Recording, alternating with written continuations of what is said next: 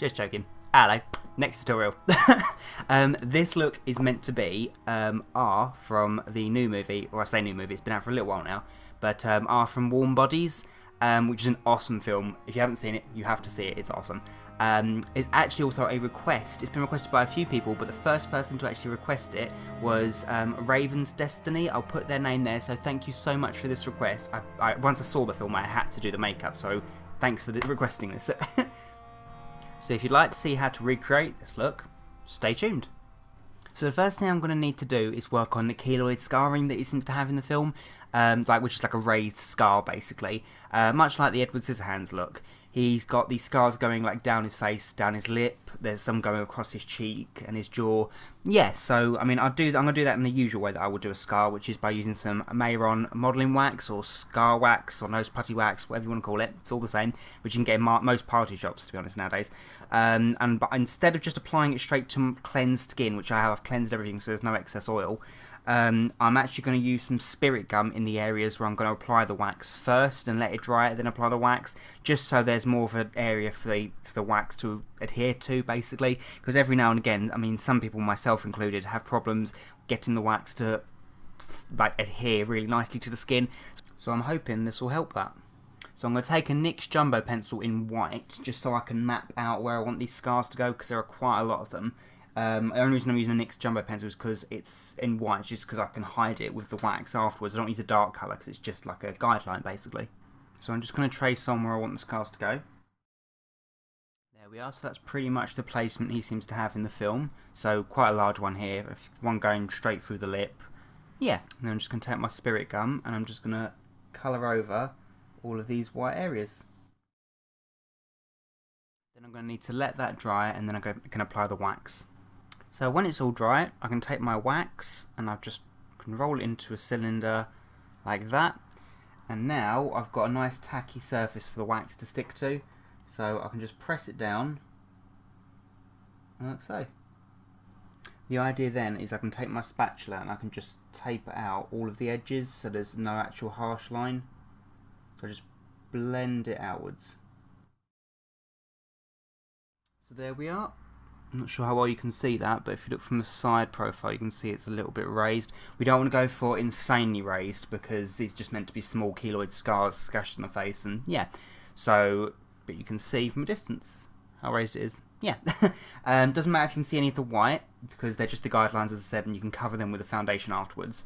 Anywho, so now I can carry on. It's going to take a while, but I can do the same that I did here on every single one of these lines.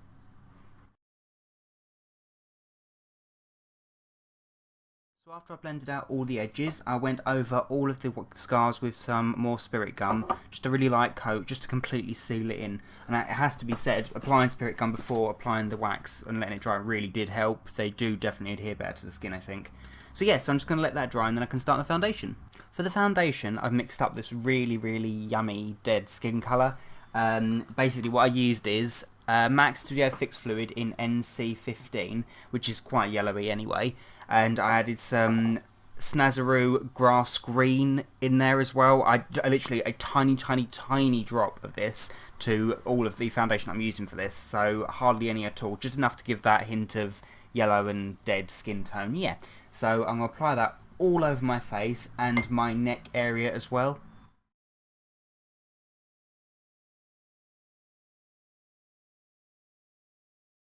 There we are, and I've just popped on half of my costume for now because I need this big neckline. So I've painted all of this area here that's going to be on show. Yeah, I've even got my little blood stain where he got stabbed, bless him. So yeah, and this is just a white shirt that I've ruined basically to make it look dirty and zombified and cut the collar. Yeah. Now I can powder all of this with a powder puff and some Grimace translucent powder just to get rid of some of the shine, because I don't want this to be shiny at all. We want it to look dead and flat. Dead skin. There we go, nice and dead skin. So you can see now how much these scars are, I'd say subtle, because in some lights you can't see them in the film, but in other lights you can really see how prominent they are. So that's the kind of keloid scar I'm going for. Now, I'm going to start on the eyes now. I'm going to use a Grimace cream makeup in 1007. It's like a pale peach colour. You could probably use white if you dial it down enough, but basically, this is for the fluid line and the area just as the lashes start underneath the eye, because it's quite pale there and it makes his eyes stand out really well. But I'm just going to line the under the side of my eye with that. Then I'm going to take a MAC eyeshadow in Red Brick. It's this really reddy, orangey colour. It's really lovely. But I'm just going to really smoke it out in the area all around the eye. So it's not going further than my eyelid, but going out quite far underneath the eye. So focus the colour fairly heavily underneath the eye and then blend it outwards. I'm then going to take this dark MAC eyeshadow in blue. That's Deep Truth, it's called. And the reason I'm using a blue and not a black is because the veins I'm going to draw on the neck are going to be blue, and I kind of want it to tie in. And there's some on the lips as well. It just seems to really work well. So, and that is going to go not too heavily, just underneath the eyes, and that's going to taper downwards, like the Red Brick, but not as heavy, or not as covering the entire area. Going to take that colour and bring it down the sides of the nose, only a little bit, and then blend that outwards. I'm just putting a tiny bit of blue in the corner of the eye and then just smoking that out around this area here. So not all over the eyelid, just in the corners and down the sides of the nose. So just keep smoking out the colour until there's no harsh edges. Okay, so just the hints of the colour there. And then I've got to do the eyebrows, which are proper man eyebrows, so nothing like mine, basically. So I'm going to take a MAC black in carbon and an angle brush, and they're quite straight, so I'm going to make the thicker than my eyebrows, so I'm just going to run it across and try and get rid of the arch of my eyebrow. There's obviously a slight arch, but only a tiny bit. And the idea is just to do feathery strokes outwards until you fill the area in. There we are, so a fairly thicker eyebrow.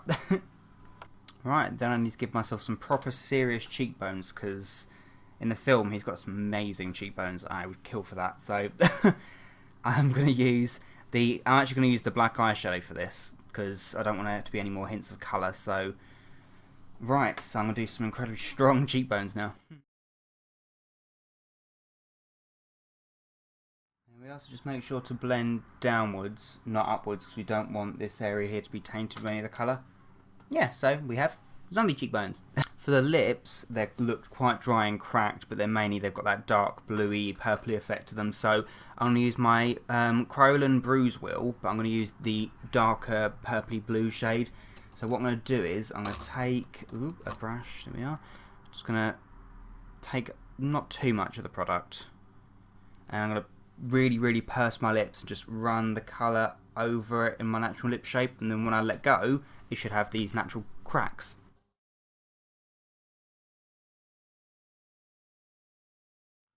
There we go. Nice dry and cracked, not too much colour. So then I'm going to take the same colour I just used on my lips and a really fine brush, and I'm going to start working on the veining that he has on his neck. So I'm going to do it in this colour. If it looks too dark, I'm going to powder it afterwards just to get rid of some of the colour, but in some lights in the film it's quite prominent, so we'll see. So I'm going to take this, and the idea is just do random squiggles going up the neck, going from anywhere on show, basically. So there's no real pattern to this, just try and make it as sporadic and like lightning strikes, really, going off each other like tree roots.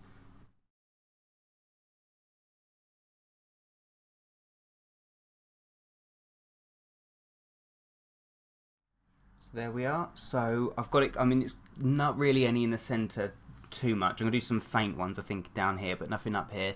And I'm going to do exactly the same on this side again in a completely different pattern, but yeah.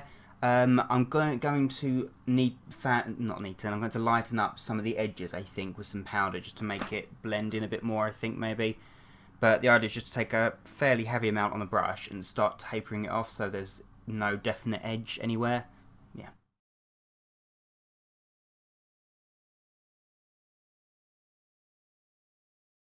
Then I can take some of my Grimace translucent powder and I can just start neatening this up a bit. I mean, it needs some of it needs powder anyway just to set it, but if I just press it, say, towards the centre, it will lighten up those edges so they start to disappear more.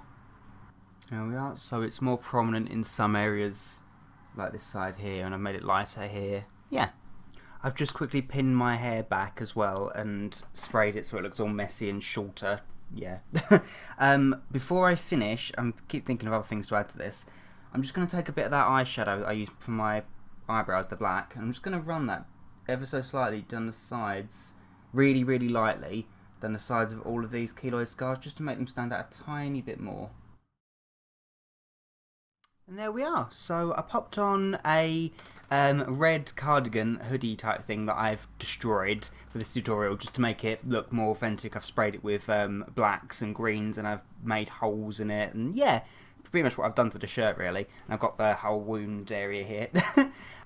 The contact lenses, I'm not going to ruin it for the guys out there that haven't seen the film yet, but they're not exactly like this in the film. These are just the closest ones that I have. They have this black outline to them, and they're very light, so they're similar to these ones, but they've obviously got more hint of blue to them. I mean, at the start of the film, they look more like this, but as the film goes on, they change, so I can't really tell you why if you've not seen the film, but it's the closest I have to them. Yeah, so... but yeah, that's pretty much it. That's my R tutorial.